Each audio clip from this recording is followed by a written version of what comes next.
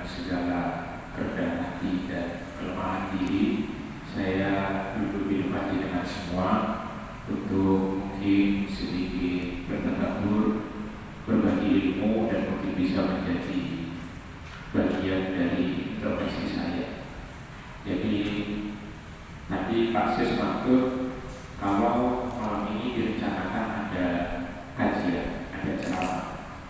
Tapi saya maksud sama beliau, mungkin akan lebih efektif daripada kita berceramah satu arah, akan jauh lebih efektif mungkin kita mengulang problematika yang terjadi pada puasa.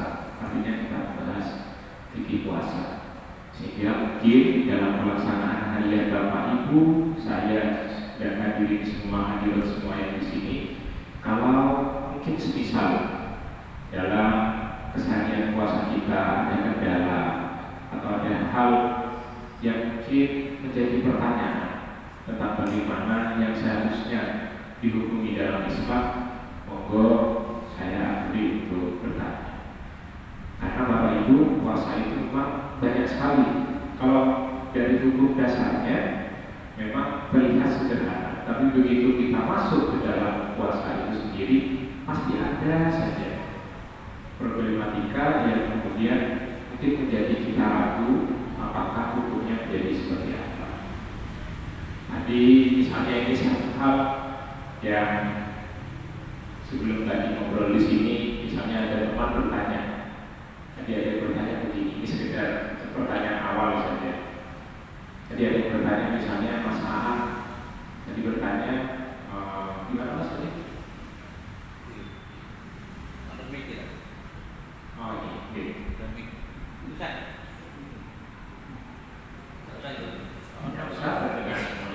Bismillah, assalamualaikum warahmatullahi wabarakatuh. Waalaikumsalam. Alhamdulillah.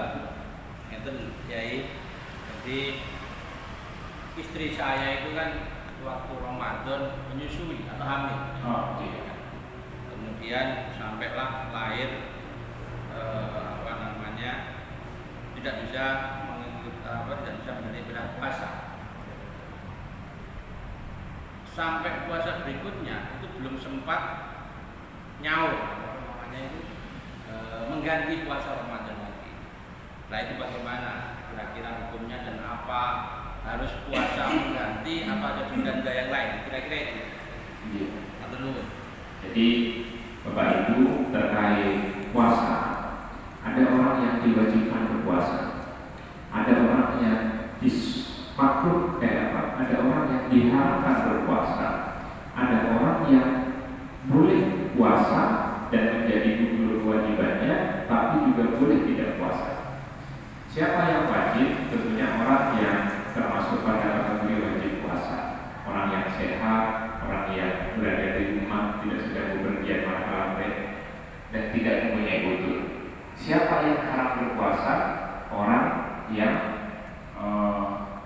dia berhalangan secara wajib karena haid atau nifas. Bahkan beberapa ulama menghukumi orang yang sakitnya dengan berpuasa akan menjadikan puasa sakitnya lebih parah, maka dia juga diharamkan berpuasa karena termasuk bagian dari tujuan agama adalah hifdzun nas wa hifdzun nasl. Menjaga kesehatan itu menjadi tujuan utama dari agama. Ada orang yang boleh berpuasa dan menjadi gugur kewajibannya, tetapi jika dia tidak berpuasa juga boleh. Siapa misalnya? Orang yang sedang bepergian, para musafir, orang yang hamil atau menyusui.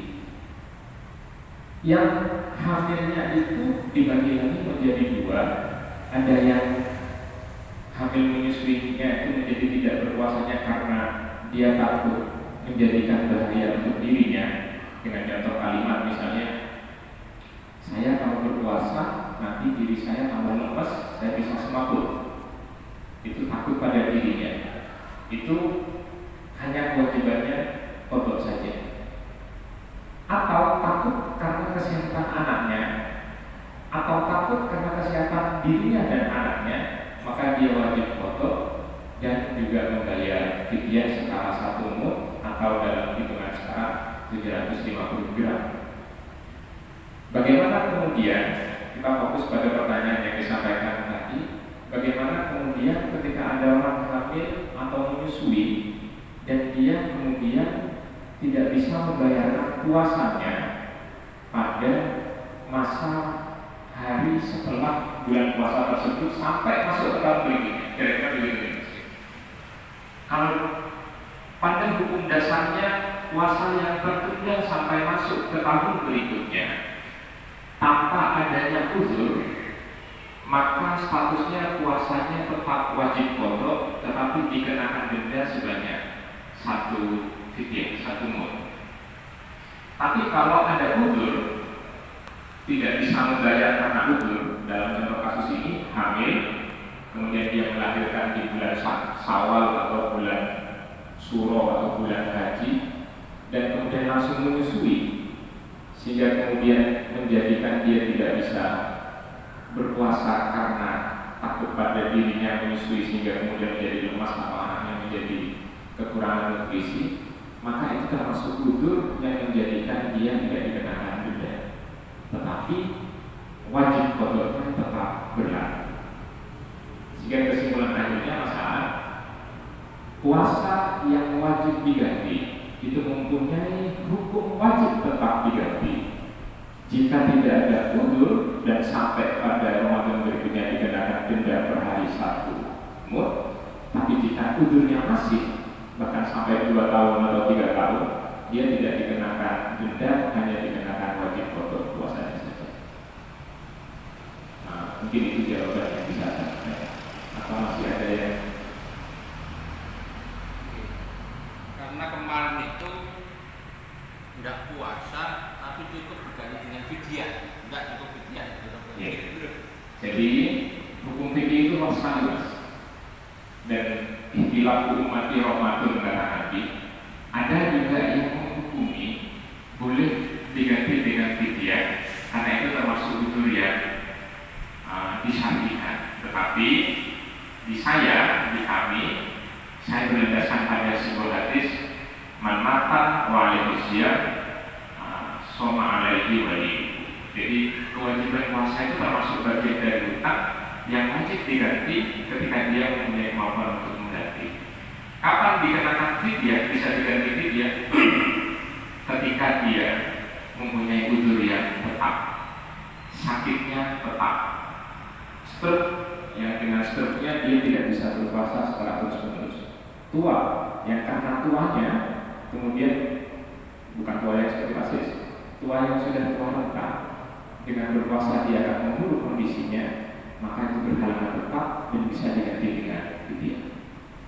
Tapi kalau Mas Aan bertanya apakah ada yang membolehkan dengan fidyah saja, ada yang membolehkan. Tetapi kami kalangan Syafi'iyah itu berpendapat selama uzurnya hilang, maka wajib qadhanya tetap berlaku. Karena uzurnya hilang. Uzurnya apa tadi? Menyusui atau hamil, sakit yang kemudian sakitnya pergi, sudah sembuh, maka uzurnya hilang, maka qadhanya menjadi wajib berlaku. Dari saya. Nah, kalau laki-laki waktu SMA dulu tidak puasa bolong-bolong, dengan sudah kelewatan sekitar 10 tahun, gimana itu? Jadi pengakuan dosa ya kira-kira malam ini ya. Bapak Ibu, puasa yang pernah diwajibkan kepada kita dan tidak kita laksanakan di masa lalu tetap menjadi sesuatu yang terhutang di mata Allah. Sehingga kemudian kita tetap wajib mengqadhanya, tetap wajib membayarnya. Namanya hutang itu tetap wajib dibayar. Akan dengan hadis yang tadi, kalaupun kita meninggal, ahli waris kita masih punya kewajiban membayar. Pertanyaannya kemudian begini, bagaimana itu sudah 10 tahun? Saya kan sudah lupa kira-kira ada berapa gitu. Nah itu maka kita memakai asas wala badul demi persangkaan yang kuat. Kita kuatnya persangkaan secara real, secara murni di hati kita. 2010 itu berapa sih hutang kita di bulan puasa 2010? Anak-anak oh kayaknya 5 lebih deh, kayaknya 8 lebih, kayaknya 10 lebih, 15 enggak baik, enggak nyampe. Jadi sekitar berapa ya? 11, 12. Saya lebih yakin mana? 11 atau 12? Yakin lebih banyak 12. Oke, kita ambil 12. Alhamdulillah begitu. Bagaimana jika ternyata 13? Saya yakin Tuhan Maha Pengampun. Karena kita mulai bertujuannya 12, sudah mau bayar saja itu Tuhan sudah senang. Kita manusia saja punya hutang 10 tahun dan kemudian orang yang mau nyicil, meskipun nggak lunas-lunas itu insya Allah masih dimaafkan. Apalagi Allah Subhanahu Wa Taala yang Maha Rahman dan Maha Pengampun. Nah, bagaimana terus kalau kemudian harus dibayar sekaligus? Tidak harus dibayar satu kaligus. Bahkan keindahannya Islam itu adalah kalkulatornya Allah itu tidak sama dengan kalkulatornya manusia. Maksudnya ada satu amal yang bisa kita niatkan dengan double atau bahkan triple atau bahkan kuat. Satu amal yang sama niatnya 2, 3, 4. Jadi kan puasa Senin misalnya, sambil lalu bayar puasanya, puasa Kamis karena nyawa puasanya, puasakan anak karena mau sekolah misalnya biar ilmunya menjadi barokah, dibayarkan dengan bayar puasanya. Tidak harus terus menerus, tetapi bisa juga dibayar. Bahkan bisa lebih dari itu. Bisa lebih dari 2 niat maksud saya. Bisa 3, bisa 4, itu tidak ada masalah selama tidak berada di dalam satu warna yang sama, satu sifat yang sama. Kalau dalam kita sifat yang sama seperti apa? Jadi kan punya puasa wajib lain, misalnya puasa Ramadan. Aku nek Persebaya menang, katanya poso telung dino. Ternyata Persebaya menang lah, tidak posnya. Nek Persebaya menang mau puasa, maka puasanya menjadi wajib. Wajibnya puasa Ramadan tidak bisa digabung dengan wajibnya mengkodok puasa. Itu penjelasan dari saya. Mungkin ada yang lain, Bapak Ibu. Enggak, Bapak. Assalamualaikum warahmatullahi wabarakatuh. Untuk kondisi sekarang ini yang saya ingin tanyakan terkait vaksin ya. Karena kan di kantor saya ini kan jadwalnya sudah terjadwal oleh pemerintah. Nah, ketepatan itu pas kita lagi puasa. Itu hukumnya gimana? Jadi terima kasih pertanyaannya. Hal-hal yang membatalkan puasa itu ada beberapa macam, Pak. Tapi secara prinsip konsepnya ada 2 hal. Satu adalah nutrisi tubuh, yang kedua berbasis lubang. Maka berbasis lubang itu mulut, dubur, hidung dan seterusnya itu. Kalau berbasis nutrisi, maka sesuatu yang menjadikan tubuh kita mendapatkan asupan makanan menjadi lebih kuat. Misal, kalau berbasis lubang, apapun yang masuk pada mulut maka menjadikan batal jika masuknya dengan sengaja. Jadi kan minum air batal, saya makan arloji batal juga. Meskipun agak mungkin ya, tapi ya bisa jadi. Bagaimana kalau tidak lewat mulut, nutrisi misalnya, infus tidak lewat mulut, tapi dia nutrisi, itu juga membatalkan. Nah, bagaimana dengan suntik? Suntik selama tidak lewat mulut, tidak oral, atau tidak lewat dubur, lewat anus, tapi melewati ini, itu ulama berpendapat tidak batal selama tidak mengandung nutrisi. Kita sepakat vaksin itu mengandung obat, maka jenengan juga berobat di bulan puasa dengan cara disuntik, itu juga tidak membatalkan puasa. Kalau jenengan berkenan, jenengan bisa membaca fatwa MUI, juga insya Allah ada fatwa dari Basul Masail NU yang membahas tentang hal sama dan kesimpulannya juga sama. Itu pendapat dari saya terkait vaksinasi. Jadi konsepnya 2, lubang atau nutrisi. Kalau ada yang bertanya lagi, terus gimana dengan rokok? Kan bukan nutrisi, juga tapi dia masuk lewat obat. Merokok itu dalam bahasa Arab itu sudah dikenal dari dulu dengan bahasa syarab. syarban tukhol, menghirup asap, meminum asap. Konteks syaraba yang setara dengan makna meminum itu dikonotasikan oleh para ulama, dan ini ittifaq ulama semesta mengatakan maka merokok juga bagian dari kategori meminum, maka merokok juga membatalkan puasa. Itu tambahan penjelasan dari saya. Mungkin ada yang lain Bapak? Monggo. Saya pikir lebih menarik begini ya daripada ceramah satu arah. Assalamualaikum warahmatullahi wabarakatuh. Waalaikumsalam. Saya Budi. Saya mau tanya begini Ustaz, utang puasa. Utang puasa itu pertama saya lupa kalau saya punya utang. Begitu masuk ke tengah seperti ini di tengah puasa saya saya masuk Hanya satu ya, gitu. satu gimana ini? Terus puasa saya itu statusnya bagaimana karena saya punya utang? Puasa jenengan tetap sah, dan hutang puasa jenengan tetap dihitung hutang yang wajib diqadha terhitung besok, dan jenengan punya denda setara 0,75 kg, 750 gram dari makanan pokok yang wajib jenengan sedekahkan pada fakir miskin. Ada yang berpendapat boleh diganti dengan uang, tapi ke baitul mal. Bahkan yang paling ringan Bapak, bisa diberikan makanan tapi harus 3 porsi. Nah, bukan, dan ini sebenarnya yang paling pas untuk Indonesia, yang nomor 3 ini, meskipun jadi agak mahal. Karena kita mungkin punya tahlilannya Bapak, beberapa kalangan kabupaten, misalnya maulidan, atau kita bersedekah ke masjid. Saya undang 50 bungkus. Ada nuzul Quran seperti besok, kita membagikan makanan di bulan puasa. 3 porsi makanan itu setara dengan 1 menu. Karena ulama banyak sekali yang berpendapat boleh diganti dengan makan pagi, makan 1 kali penuh setara pagi, siang, dan malam. Dendanya. Pelaksananya kapan saja denda itu. Bahkan paling bagus di bulan puasa ini, karena di bulan puasa ini semua pahala itu dibonuskan sama Allah, dilipat gandakan sama Allah. Paling bagus malah di bulan puasa ini.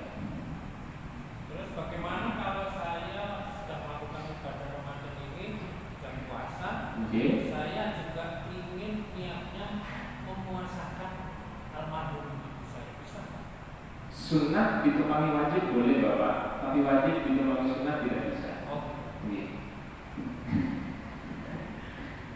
Itu asasnya seperti itu dalam agama. Tapi kalau sunnah ditemani wajib boleh. Kalau wajib seperti ini ditemani sunnah itu tidak boleh.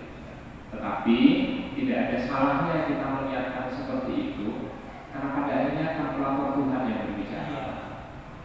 Tidak ada salahnya kita meniatkan seperti itu. Jadi mungkin kita tidak perlu berkalkulator 1 pahala 1 ketika berjemaah, 27 ketika ini dilipatkan menjadi 100 dan seterusnya. Yang penting kita lakukan saja seikhlas mungkin, karena kadar keikhlasan itu juga akan menambah nilai dari nilai ibadah kita.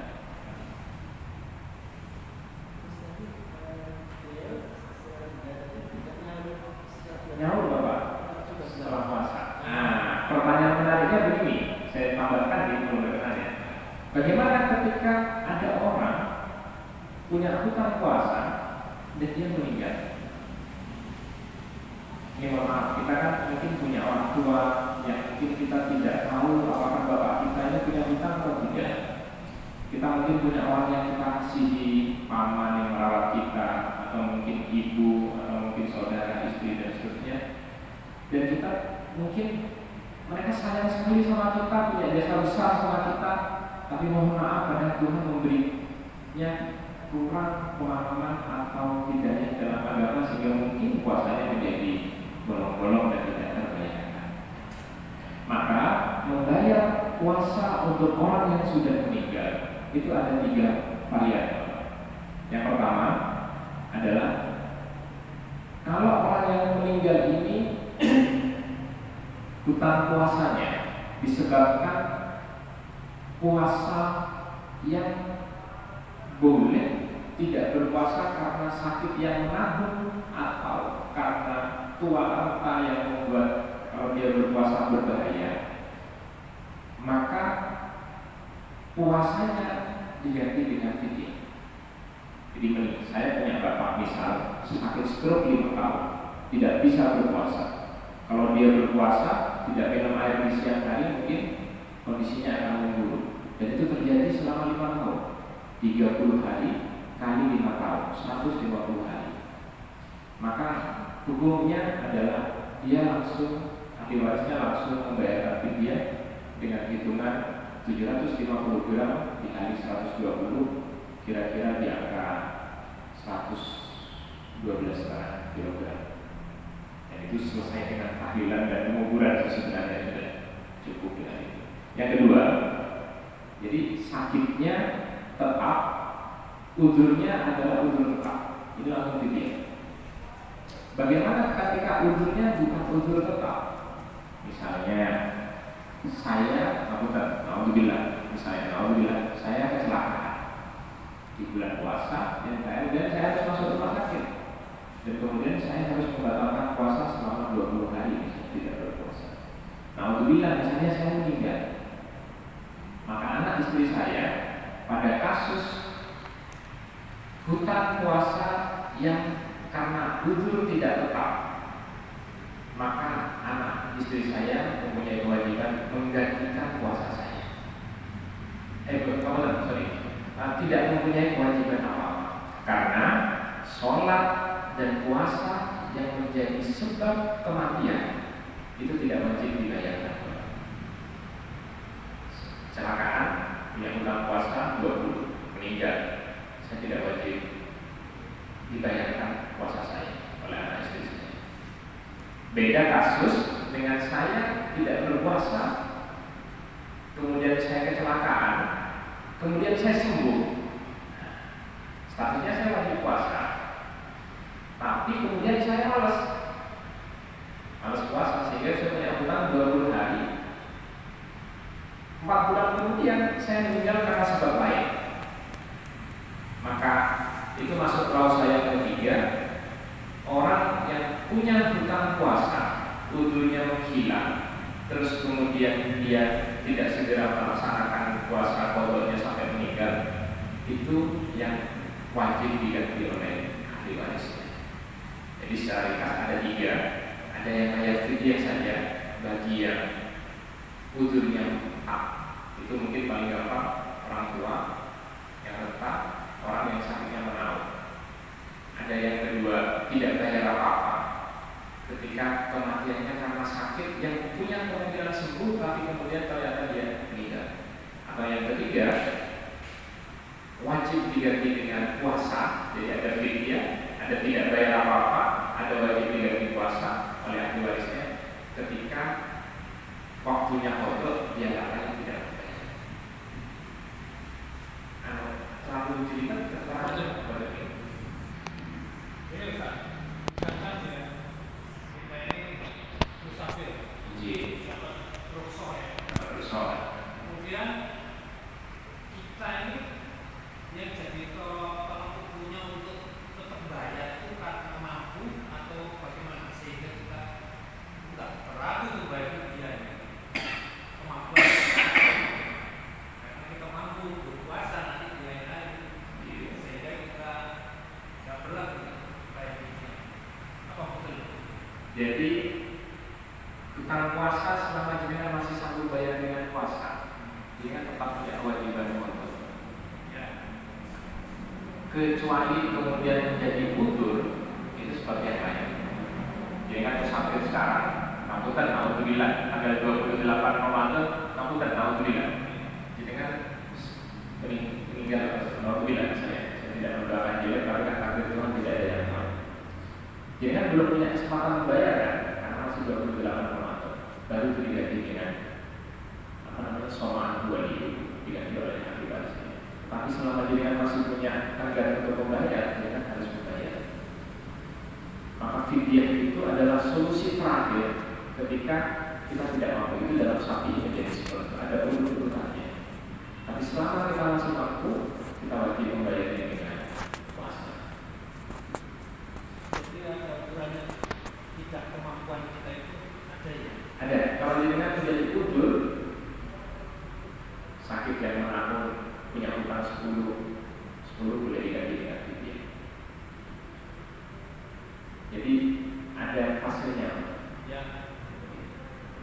serta-merta bisa saya punya utang 10 tahun ini, 20 tahun ini, 30. Males lah, saya ganti beras aja, terus 0,75 gram gitu. Karena konsepnya fidyah, Pak. Fidyah itu apa? Fidyah, bukan kafar. Kafaroh itu penebus. Fidyah itu fidyah, menjadi pengantar moral kita. Lebih seperti kalau penebus itu menebus dosa kita, maka hukumannya lebih besar. Kalau fidyah itu lebih pada fidyah, lebih pada jenengan punya hutang ke saya, jenengan bayar sambil jenengan kasih permen 2 biji, bonus kecil, seperti itu. Sebaik-baiknya sih dia itu pembayarannya bagaimana? Apa kita misalkan Buat saya, gitu. ya satu hari tidak puasa bayar setiap misalkan saya dapat informasi dari memberi makan orang. Paling bagus langsung dengan, menurut kami paling bagus langsung dengan 3 porsi nasi diberikan pada yang paling membutuhkan. Ya. Jadi konsep dasarnya itu fidyah itu boleh beras, itu konsep dasarnya. Ulama bilang susah nih kalau beras, orang kota sekarang apalagi pakai OVO dan seterusnya, bayar pakai uang boleh nggak? Sapi sebenarnya banyak yang bilang nggak boleh, tapi saya termasuk yang mengikuti boleh karena perkembangan zaman hari ini justru lebih memudahkan ketika Allah dan Islam itu agama yang mudah meskipun tidak untuk diendengkan. Tapi kembali pada maksud syariatnya, tujuan utama syariat ini dibangun, yang paling bagus justru menurut saya adalah memberi makan nasi langsung pada orang yang membutuhkan. Ke gereja atau siapa? Kalau memberi makannya itu kepada orang yang sedang berpuasa buka itu apa masuk boleh? Sama boleh. Kalau kita harus cari orang miskin dalam kategori Islam itu susah sekali. Susah sekali. Malah namanya itu sebaik-baiknya orang miskin itu menutupi dirinya kalau jadi miskin kan. Jadi mungkin Bapak Ibu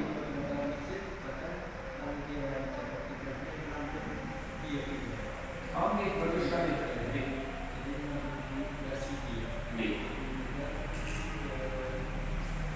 Konsep dasarnya apa? Sebenarnya paling bagus itu disahkan sendiri. Bahkan pada kerabat yang memenuhi persyaratan. Cuma konteks hari ini terkadang kita kesulitan menemukan itu yang sesuai kriteria, termasuk juga karena keawaman kita dalam urusan agama. Maka Islam memberikan konteks amil yang kemudian pada hari ini menjadi baitul mal. Itu saya pikir satu jalan yang paling mudah untuk kita lepas dari kewajiban agama, tetapi dengan cara yang paling pas. Jadi dengan bisa pilih karena setiap organisasi punya baitul mal, NU punya, Muhammadiyah punya, teman-teman dari LDI punya, dari negara bahkan juga punya. Itu menjamin keabsahan zakat dan fidyah kita.